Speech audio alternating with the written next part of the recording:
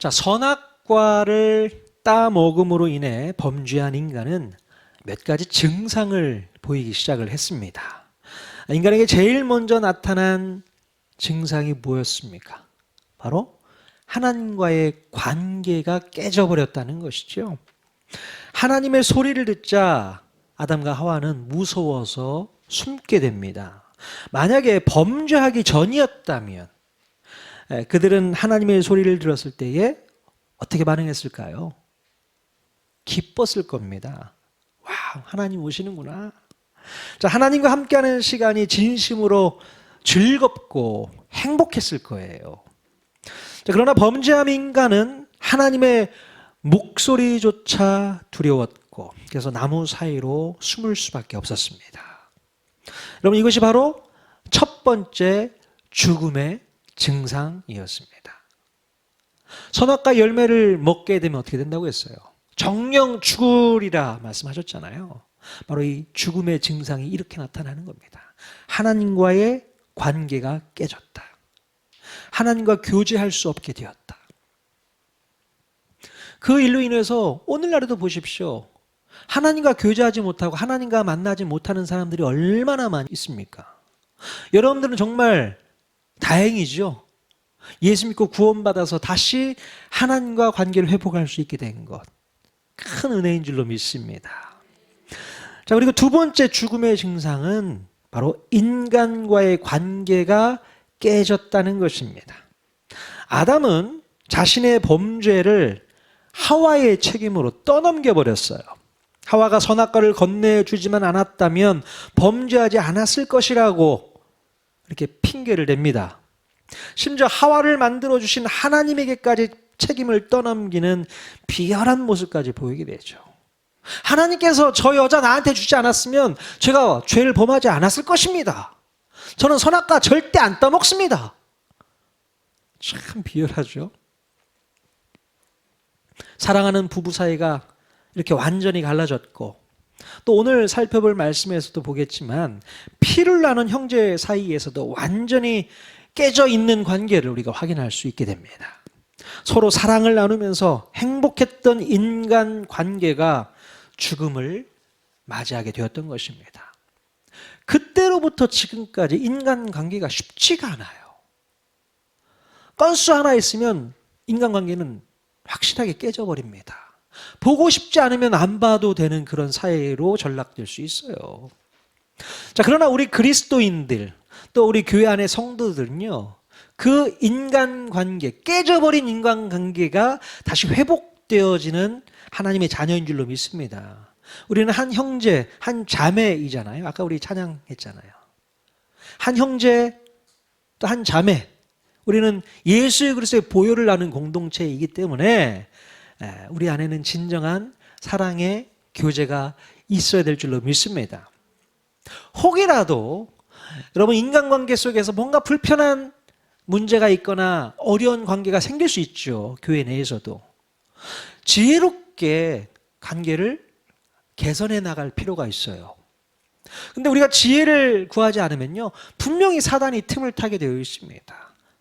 그 계기를 통해서 교회를 분열시키고 와해시키려고 하는 사단의 전략이 분명히 있거든요. 여러분 여기에 속지 마십시오. 이건 사단의 역사다. 분명히 깨닫고 그 모든 것들을 예수 그리스도의 사랑으로 덮으시면 됩니다. 예수 그리스도의 사랑이 바로 우리 통하는 교회 모든 성도들을 하나로 묶을 수 있는 놀라운 계기가 될 수 있다는 사실을 꼭 기억할 수 있기를 바랍니다. 자, 결국 범죄한 인간은 에덴 동산 밖으로 쫓겨나게 되죠. 자, 그뿐만 아니라 여자에게는 해산의 고통을 크게 더하시겠다고 창세기 3장 16절에 말씀하고 있습니다. 자, 왜 하나님께서는 여인에게 해산의 고통을 더 크게 하셨을까요? 글쎄요, 저는 애를 낳아보질 않아서 해산의 고통이 어느 정도 큰지는 잘 모르겠습니다. 근데 하나님께서는 해산의 고통을 더 크게 하시겠다. 그게 바로 죄의 결과거든요. 그렇다면 죄 짓기 전에는 해산의 고통이 있었다는 거예요? 없었다는 거예요? 거의 없었던 것 같아요. 그냥 손쉽게 아이도 출산할 수 있는 그런 몸이었을 텐데 인간이 죄를 범함으로 말미암아 여자에게는 그런 해산의 고통이 따르게 되었다는 것입니다. 자, 아마도 이 여인이 해산의 고통을 통해서 하나님의 마음을 조금이라도 알게 하시기 위함이 아니었을까? 그런 생각을 해보게 됩니다. 즉, 인간을 창조하실 때의 그 기쁨과 설레임 뿐만 아니라 또 인간이 범죄했을 때에 하나님께서 느끼셨던 그 고통을 고스란히 인간에게도 알게 하시기 위함이 아니었는가, 그런 생각을 해보게 돼요. 그래서 여인이 해산할 때에 그 고통을 경험하면서 하나님의 마음을 깨닫기를 원하셨던 하나님의 뜻을 우리가 생각해 볼 수 있습니다. 자, 그리고 남자들에게는요, 일생 동안 노동의 고통과 수고 가운데서 살게 될 것이라고 말씀하십니다. 즉, 가시덤불과 엉겅퀴를 내는 땅에서 땀을 흘려야만 먹을 것을 얻게 된다는 것입니다. 만약에 인간이 범죄하지만 않았다면 땀을 흘리지 않아도 늘 풍성한 먹을거리가 에덴 동산에 넘쳐났을 텐데, 이제는 더 이상 그 행복을 맛볼 수 없다는 사실에 그들은 땅을 치며 후회했을 겁니다. 왜 그거 따먹어가지고 이렇게 힘들고 어렵게 고생을 하나, 그런 생각을 아담과 하와가 하지 않았을까요? 땀을 흘려야만 먹을 것을 얻을 수 있는 그런 현실적인 상황이 되어버린 것이죠. 물론 오늘을 사는 우리들까지도 그분들 덕분에 여자는 해산의 고통을 겪어야 하고, 또 남자는 땀을 흘려야만 처자식을 먹여 살리게 되는 그런 신세가 되었습니다. 하지만 그분들 원망하지 마십시오. 오늘 우리가 예수 믿고 구원받을 수 있는 놀라운 기회를 얻었으니 이제 주 안에서 자유하실 수 있기를 바랍니다. 물론 그렇다고 해서 해산의 고통이 사라지거나 땀을 흘리지 않아도 된다는 말은 아니죠. 우리가 해야 될 것은 해야 되겠지만, 그러나 하나님께서 주신 구원의 그 자유함을 충분히 누릴 수 있기를 바랍니다. 자, 그러나요, 여러분, 이것보다 더 괴롭고 고통스러운 죄의 대가가 있습니다. 뭘까요? 더 고통스러운 죄의 대가. 그것은 바로 하나님과 너무나 먼 사이가 되어버렸다는 것입니다. 이게 가장 큰 고통인 것 같아요. 도무지 자신의 노력으로는 하나님께로 나아갈 수 없는 그런 존재들이 되어버렸다는 것입니다. 자, 그러나 여러분, 하나님께서는 이 범죄한 인간을 그냥 내버려 두지 않으셨어요. 창세기 3장 21절에 뭔가 장치를 해서 내모르셨어요. 뭘까요? 같이 한번 읽어보겠습니다. 시작. 여호와 하나님이 아담과 그의 아내를 위하여 가죽옷을 지어 입히시니라. 아멘. 자, 하나님께서 아담과 하와를 위해서 무엇을 지어 입히셨다고요? 가죽옷. 가죽옷을 지어 입히셨다고 얘기하고 있습니다. 왜 그랬을까요? 왜 가죽옷을 입히셨을까요? 자, 그들은 범죄한 이후에 자신들이 벌거벗었음을 깨닫고 무화과 나뭇잎으로 수치를 가리려고 애썼습니다. 무화과 나뭇잎이 좀 넓은가요? 예, 그걸 가리면 좀 중요 부위가 가려집니까? 자, 하지만 그들의 그런 노력은 며칠이나 지속될 수 있을까요? 이 나뭇잎이 계속 쌩쌩하면 상관이 없지만 시간이 지나면 마르잖아요. 마르면 어떻게 됩니까? 부스럭하면서 다 떨어져 버리잖아요. 그러면 새로운 무화과 나뭇잎을 가져다가 또 가려야 되고 참 번거롭죠. 자, 그러나 하나님께서는 그들의 수치를 오랫동안 가릴 수 있도록 튼튼한 가죽옷을 지어 입혀 주시게 됩니다. 이 가죽옷, 가죽옷이라는 것은 바로 짐승의 가죽을 얘기하잖아요. 이 짐승의 가죽이 나뭇잎보다는 오래 쓸 것 같은데요, 그죠? 자, 그런데요, 단순히 오랫동안 사용하라는 의미에서 가죽옷을 지어 입혀 주신 것은 아닐 것이다 라고 생각되어집니다. 야, 오랫동안 입어. 예, 그러기 위해서 가죽옷을 만들어 주셨을까요? 그럼 하나님께서 범죄한 인간에게 가죽옷을 지어 입히신 이유는요, 바로 이 대속이라는 코드를 인간의 마음 가운데 넣어주신 작업을 하신 것이라고 여러분 생각하셔야 됩니다. 인간을 위하여 대신 피 흘려 죽는 희생이 있어야만 인간의 수치를 가릴 수 있다는 것을 이때부터 가르쳐 주기 시작한 거예요. 가죽옷을 만들려면 그냥 생깁니까? 뭐가 죽어야 되는 거예요? 짐승이 반드시 죽어야 됩니다. 피를 흘리면서 죽어야 되는 거예요. 그 짐승을 통해서 얻을 수 있는 게 가죽이잖아요. 그 가죽을 통해서 인간의 수치를 가리게 만드셨다는 것이죠. 자, 결국 하나님께서 지어 입혀주신 이 가죽옷은 인간이 하나님께 올려드렸던 이 수많은 희생 제물의 모델이 되었고, 나중에 가서는 예수 그리스도의 십자가 대속으로 이어지게 됩니다. 이게 통으로 이어지게 되는 거예요. 여러분, 우리가 드라마를 보거나 영화를 보면요, 복선으로 깔아주는 장면이 있습니다. 아무 생각 없이 드라마 보시는 분들은 재미가 없어요. 근데 유심히 드라마를 보거나 영화를 보면 뒤에 나올 것을 예상할 수 있는 복선이 늘 있는 것을 볼 수 있습니다. 자, 마찬가지로 하나님께서 만들어주신 이 가죽옷은 하나님의 구속의 은혜가 이렇게 펼쳐질 것이다 라고 복선으로 제일 처음 깔아준 그런 놀라운 사건인 것을 여러분 아셔야 됩니다. 성경을 읽을 때 그냥 읽으시지 마세요. 아, 이게 놀라운 하나님의 계획을 미리 말씀하고 있는 복선이구나, 이렇게 알고 계셔야 되는 겁니다. 가죽옷을 지어 입으셨구나, 그냥 오랫동안 입을 수 있겠네, 그것으로 끝나면 안 됩니다. 누군가의 희생을 통해서 아담과 하와의 그 수치를 가려주게 하시는 하나님의 그 열정, 하나님의 마음을 우리는 생각할 수 있어야 됩니다. 자, 드디어 아담과 하와는 해산의 고통을 겪으면서 두 아들을 낳게 됩니다. 하와가 두 아들을 낳으면서 무엇을 경험했을까요? 바로 하나님의 마음을 간접적으로 경험하지 않았을까 싶어요. 태중의 아이를 임신했을 때의 그 설레임과 또한 해산의 아픔과 고통을 겪게 되므로 인간을 향한 하나님의 사랑과 또 범죄한 인간 때문에 느끼는 하나님의 고통을 간접적으로 하와가 이제 경험하게 됩니다. 그리고 어느 정도 시간이 흘러서 아담과 하와는요, 자신들의 그 잘못된 선택 때문에 생겨난 그 인간의 죄의 본성으로 말미암아 사랑하는 아들을 잃게 되는 엄청난 슬픔과 좌절을 맛보게 됩니다. 도대체 그 가정에 무슨 일이 있었던 것일까요? 같이 한번 말씀 읽어보도록 하겠습니다. 창세기 4장 3절에서 5절 말씀 같이 읽겠습니다. 시작. 세월이 지난 후에 가인은 땅의 소산으로 제물을 삼아 여호와께 드렸고, 아벨은 자기도 양의 첫 새끼와 그 기름으로 드렸더니 여호와께서 아벨과 그의 제물은 받으셨으나 가인과 그의 제물은 받지 아니하신지라. 가인이 몹시 분하여 안색이 변하니. 자, 어느 날 이 두 아들 가인과 아벨이 하나님께 제사를 드리는 일이 있었습니다. 가인은 땅의 소산으로 제물을 드렸고 아벨은 양의 첫 새끼와 기름으로 제물을 드렸습니다. 왜 그랬을까요? 가인은 뭐 하는 사람이었어요?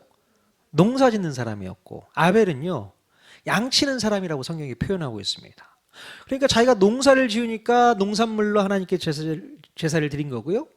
아벨은 양을 치니까 양으로 제사를 드린 거겠죠. 자, 그런데 하나님께서는 아벨의 제사를 받으셨지만 가인의 제사는 받지 않으셨습니다. 자, 가인은 자신이 드린 제사를 하나님께서 받지 않으셨음을 보고 그것을 분하게 여기게 되었고 얼굴빛이 변하게 됩니다. 그래서 결국 그 일로 인해서 가인은 홧김에 동생 아벨을 죽이는 최초의 살인사건의 장본인이 되게 되는 것이죠. 자, 아무리 하나님께서 자기 동생의 이 제사만을 받으셨다고 하더라도 어떻게 이렇게 친형이 동생을 죽이기까지 할 수 있었을까? 왜 그랬을까요? 자, 제가 볼 때는요, 이 단 한 번의 제사만을 가지고 이런 일을 벌이지는 않았을 것 같습니다. 아마도 여러 차례 하나님께 제사를 드릴 때마다 하나님으로부터 거절당했던 이 가인이 동생 아벨에 대한 시기심으로 가득 차올랐던 것이 아닐까 싶어요. 달랑 한 번 하나님께서 안 받으셨으니 그래서 열받은 건 아닐 거예요. 여러 번 제사를 지내는데 하나님께서 도무지 자기 제사를 안 받는 거예요. 그러니까 화가 났겠죠. 자, 그러다 결국 그 분노심이 폭발해서 동생 아벨을 죽이는 안타까운 일을 벌이게 됩니다. 아마도 동생만 제거하면 내가 하나님의 사랑을 독차지할 수 있겠지, 이런 생각을 했는지도 모르겠습니다. 자, 그렇다면 우리가 여기서 생각해 봐야 할 문제가 있습니다. 왜 하나님께서는 가인의 제물은 받지 않으시고 아벨의 제물만 받으셨을까요? 왜 그랬을까요? 하나님께서는 아벨이 드린 육식 제물을 좋아하시고 가인이 드린 곡식 제물은 싫어하셔서 그런 것일까요? 채식은 별로 안 좋아하시나요? 도대체 왜 가인의 제물은 받지 않으셨을까요? 자, 이 문제를 해결하기 위해서 우리가 주의 있게 봐야 할 부분이 있습니다. 자, 오늘 본문에서 보면 이런 표현이 있어요. 아까 읽어봤는데요. 여호와께서 아벨과 그의 제물은 받으셨으나 가인과 그의 제물은 받지 않으셨다라고 표현하고 있습니다. 이게 중요한 포인트예요. 아벨과 그의 제물, 가인과 그의 제물이라고 이렇게 기록되어 있는데, 여기서 우리가 알 수 있는 사실은 하나님께서 제사를 받으실 때에는 제물만 받으시는 것이 아니라 제물 이전에 그 제물을 드린 사람을 먼저 받으신다는 사실입니다. 그게 중요한 거예요. 즉 하나님께서는 제물을 받으시기 전에 그 제물을 드린 그 사람의 마음을 먼저 받으신다는 거예요. 제물을 드리는 제사자의 마음이 어떠한지에 따라서 제물을 받을지 말지를 결정하신다는 겁니다. 자, 하나님을 사랑하는 마음으로 제사를 드리고 제물을 올려드린다면 하나님께서는 그 제사자와 제물을 기쁘게 받으시겠지만, 하나님을 사랑하는 마음이 없이 형식적인 제사를 드리고 제물을 올려드린다면 하나님께서는 그 제사자와 제물을 기꺼이 거절하시겠다는 얘기입니다. 예. 자, 그러므로 하나님께서 가인의 제물을 받지 않으신 이유는 아벨이 드린 어린 양 제물을 더 좋아하시고 곡식 제물은 싫어하셨기 때문이 아니라 누구에게 문제가 있었던 겁니까, 그러면? 바로 가인의 마음에 문제가 있었다는 사실이에요. 그게 포인트입니다. 하나님께 제사를 드리는 가인의 마음 가운데는 하나님을 향한 사랑과 믿음이 없었다는 것이죠. 그게 문제라는 겁니다. 자, 우리 히브리서 11장 4절 말씀 증거 구절을 한번 보도록 하겠습니다. 같이 읽겠습니다. 시작. 믿음으로 아벨은 가인보다 더 나은 제사를 하나님께 드림으로 의로운 자라 하시는 증거를 얻었으니 하나님이 그 예물에 대하여 증언하심이라. 그가 죽었으나 그 믿음으로써 지금도 말하느니라. 네. 히브리서 기자는요, 아벨이 가인보다 믿음으로 드리는 더 나은 제사를 드렸다고 말하고 있어요. 그래서 그가 드린 제물을 받으심으로 의로운 자라고 증거를 얻었다고 기록하고 있습니다. 아벨의 마음 가운데 하나님을 진심으로 사랑하고 경외하는 마음이 있었기 때문이라고 얘기하고 있는 거예요. 자, 그러나 반면에 가인의 마음은 아벨과는 달리 어땠다는 것입니까?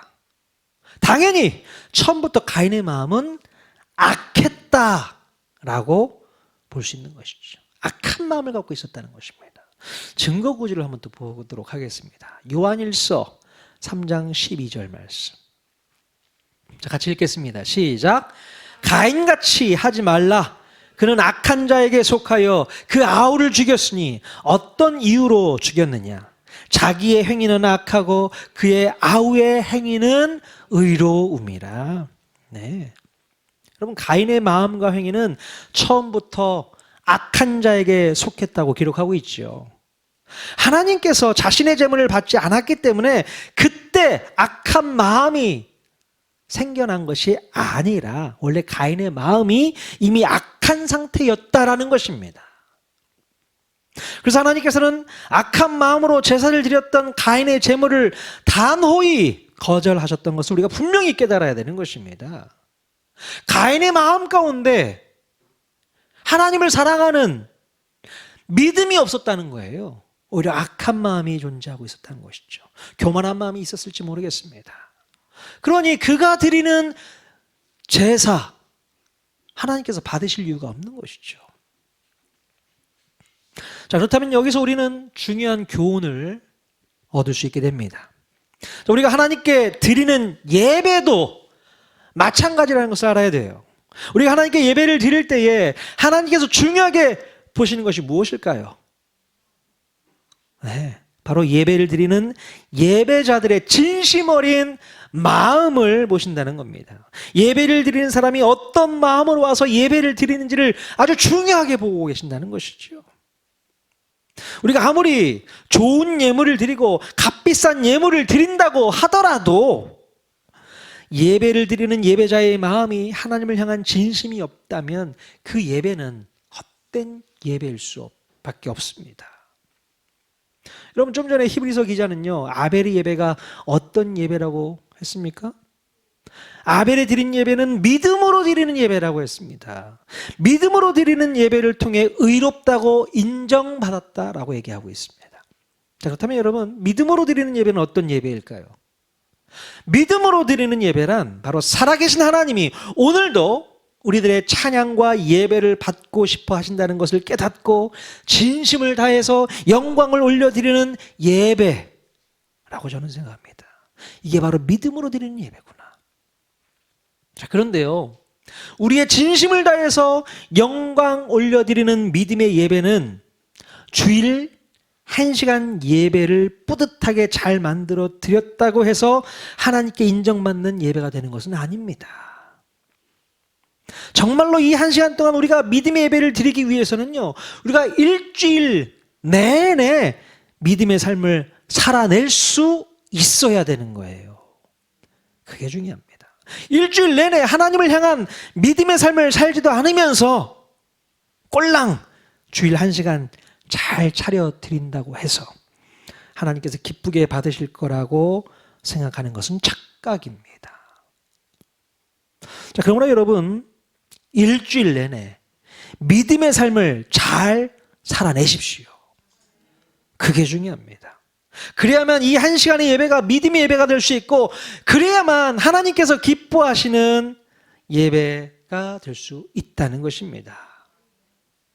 여러분, 1년 내내 속 썩이는 자식이요, 어버이날이 돼서 돈푼 몇 장 들고 부모님께 드리면서 부모님 사랑합니다 이러면 그럼 좋겠습니까? 여러분 자식들이 그런다고 한다면 어떨까요? 아유, 그래도 이게 어디냐 이러시겠습니까? 1년 내내 속삭이다가 하루 봉투 들고 와서 부모님 사랑합니다 그러면 그게 사랑으로 느껴질까요? 어떻습니까? 정말 부모님께 효도하기를 원한다면 1년 내내 잘해야 되는 게 맞죠. 그런 노력을 보여줘야 되는 거죠. 근데 달랑 하루 아니죠. 그럼 예배가 그런 모습으로 흘러갈 수 있다는 겁니다. 일주일 내내 내 뜻대로 내 마음대로 내가 하고 싶은 대로 세상 사람들과 똑같이 살아가면서 주일 1시간 나와서 거룩한 척 예배 드리면 그 예배 주님께서 기쁘시게 받으시겠냐는 거예요. 어떻습니까? 일주일 내내 주님과는 상관없는 삶을 살다가 주일날이니까 당연히 예배에 와야지 그런 마음 갖고 예배에 와서 거룩한 목소리로 찬양하고 예배하면 하나님께서 기쁘시게 받으실까요? 저는 아니라고 생각합니다. 하나님께서 얼굴도 쳐다보지 않고 싶으실 거예요.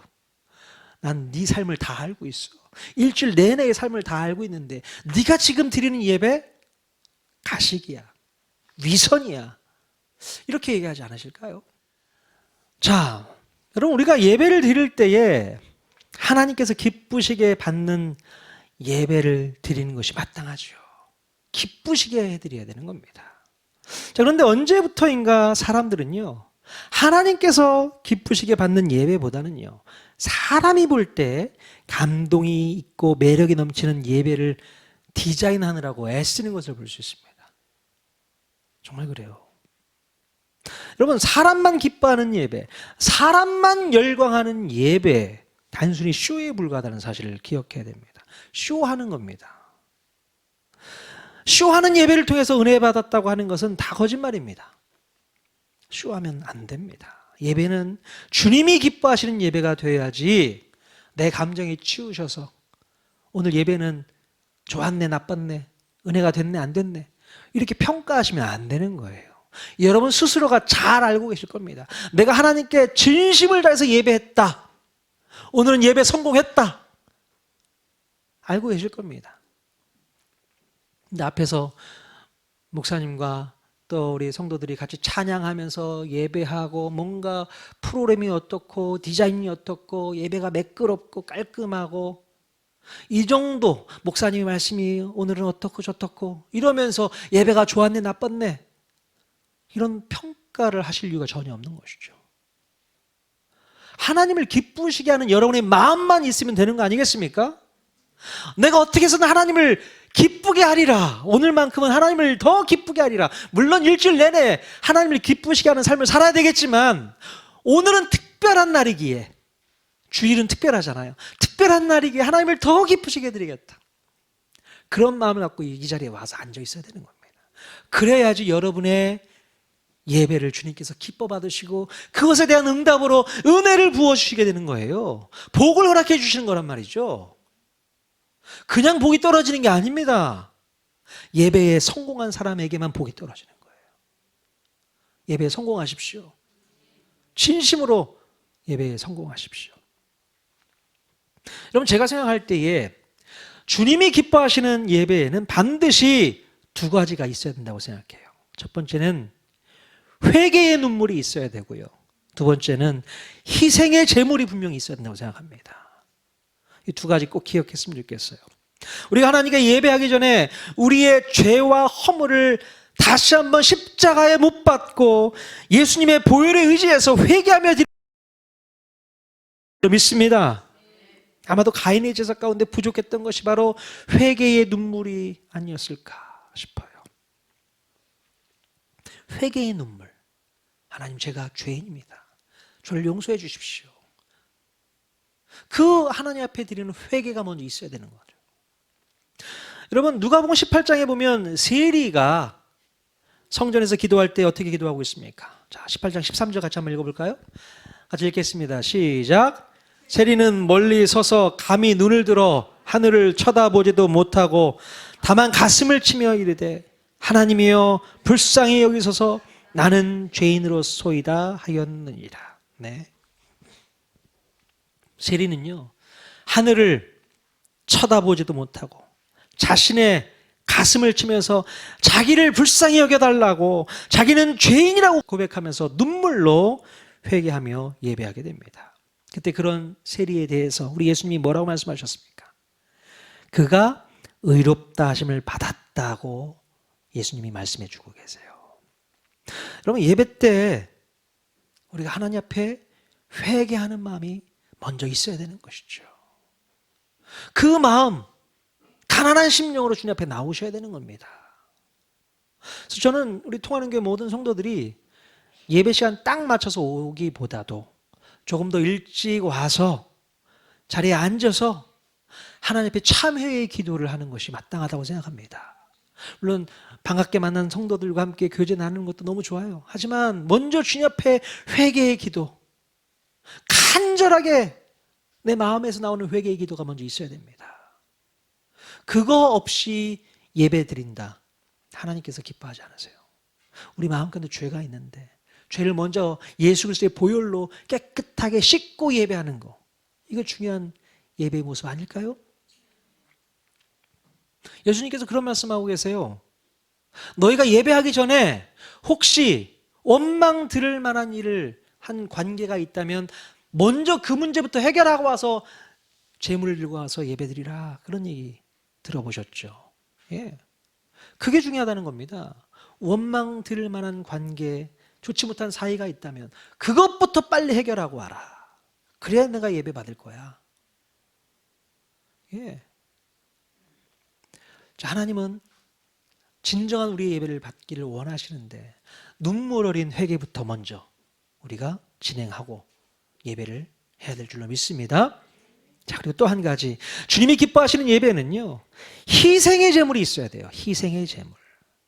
사도 바울이 영적인 예배에 대해서 이렇게 권면하고 있습니다. 로마서 12장 1절 말씀 같이 또 읽겠습니다. 시작.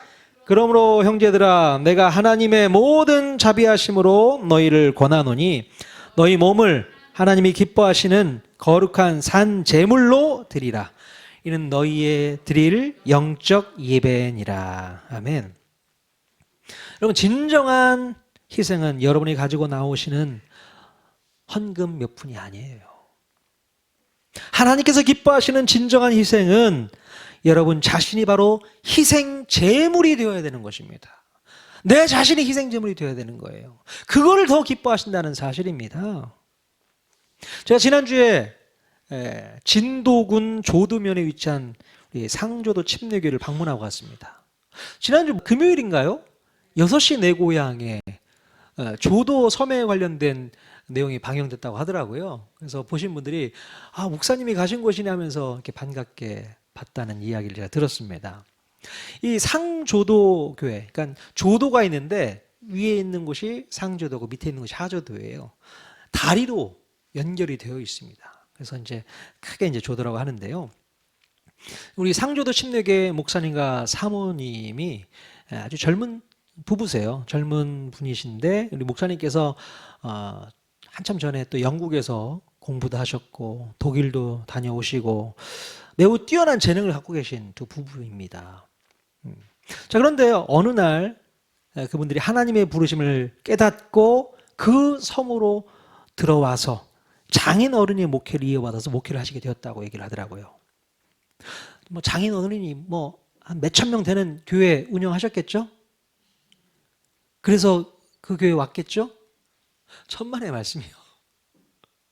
그 교회 성도들 얼마 되지 않습니다. 저희 교회보다 인원이 더 적죠. 그리고 연세가 다 70, 80 이렇게 되신다고 해요. 자, 그런 교회에 와서 평생을 헌신하겠다고 나와서 목회를 하고 계십니다. 저보고 조도교회 와서 목회하라면 어떻게 반응할까요, 저는? 저는 여러분 두고 안 가죠. 같이 가면 모를까? 같이 가실까요? 진짜? 잠깐 일주일 갔다 오자고요?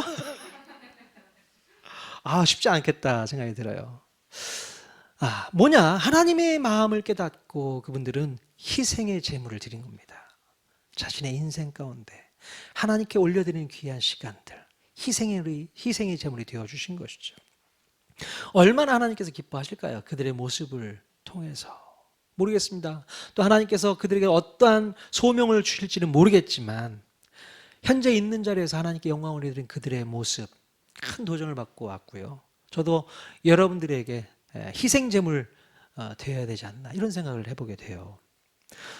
기도 제목 제가 어제 드렸지만 몽골에 계신 선교사님 가족 전체가 코로나 확진이 되었습니다. 우리 선교사님도 확진돼가지고 무척 힘든 시간을 보내고 있다는 얘기가 왔어요. 아니, 두 부분만 걸려도 힘든데 아이들까지 힘들어한다니 얼마나 이게 고통스럽습니까? 그분들이 왜 그곳에 가서 그런 고통을 겪어야 됩니까? 왜 그래야 됩니까? 아니, 좋은 환경 놔두고 왜 그 몽골 땅, 척박한 땅에 가서 왜 그러고 고생하고 있어야 돼요? 바로 희생제물이죠. 그들의 인생을 하나님께 올려드리는 희생제물이 되어서 하나님 앞에 쓰임받는 종으로 살고 있는 것입니다. 그럼 우리는 이 땅을 살면서 어떤 희생제물이 되어서 하나님께 참 예배자가 될 수 있을까? 우린 고민해야 돼요. 고민해야 됩니다. 여러분의 직장과 일터에서, 또 여러분의 학교에서, 또 여러분의 가정에서 여러분은 어떤 모습으로 희생제물이 되어 이 땅을 살아가고 계십니까? 나는 정말 희생제물이 되어서 하나님 앞에 나아가고 있는가 생각해 보셔야 됩니다. 여러분이 진정한 희생제물이 되어준다면 여러분이 속해 있는 그곳은 여러분의 희생으로 말미암아 구원을 얻게 되는 놀라운 축복이 있게 될 줄로 믿습니다. 여러분의 있는 그곳이 일터이든 직장이든 가정이든 학교이든 간에 희생제물이 있는 곳에 놀라운 구원의 축복이 있는 줄로 믿습니다. 그러나 여러분이 희생제물이 되어주지 못한다면 여러분이 그곳에 있다 할지라도 그것은 소망이 없습니다. 소망이 없어요. 에덴 동산의 기쁨을 절대로 그곳에서는 회복할 수 없어요. 구원의 즐거움을 절대로 느낄 수 없습니다. 그리고 희생제물로서 쓰임받지 못한 여러분의 예배는 우리 주님이 기뻐하지 않으신다는 것을 기억하셔야 됩니다. 여러분이 희생제물이 되지 않고서는 여러분이 드리는 예배를 하나님께서 기쁘시게 받으실 수가 없다라는 얘기입니다. 산 제사로 드리라고 말씀하고 있잖아요. 너희들이 제물이 되어야 된다고. 그것이 너희가 드려야 될 영적 예배라고 도전하고 있는 이 말씀을 우리가 분명히 깨달아야 될 줄로 믿습니다. 자, 하나님께서 기뻐하시는 믿음으로 드리는 예배로 우리는 예배에 성공해야 될 줄로 믿습니다. 주님이 기뻐하시는 믿음의 예배에는 두 가지 필요하다고 말씀드렸죠. 눈물의 회개, 희생의 제물 반드시 꼭 필요한 줄로 믿습니다. 이것을 놓쳐버리면 우리가 드린 예배는 실패하는 예배밖에 될 수가 없어요. 이거 놓치지 마십시오. 꼭 붙드십시오. 눈물의 회개, 희생의 제물, 그거 붙잡고 여러분 예배에 성공하실 수 있기를 바랍니다. 그렇지 않으면 우리는 가인의 예배밖에 드릴 수가 없어요. 아벨의 제사를 드릴 수 있어야 될 줄로 믿습니다. 예배에 성공하면 여러분의 인생이 성공합니다. 주일 1시간 주님 앞에 드린 예배에 성공하면 일주일에 성공할 수 있습니다. 그 믿음 가지고 성공하는 한 주를 살아가는 저와 여러분 모두 다 되시기를 주님의 이름으로 간절히 축원드립니다. 아멘.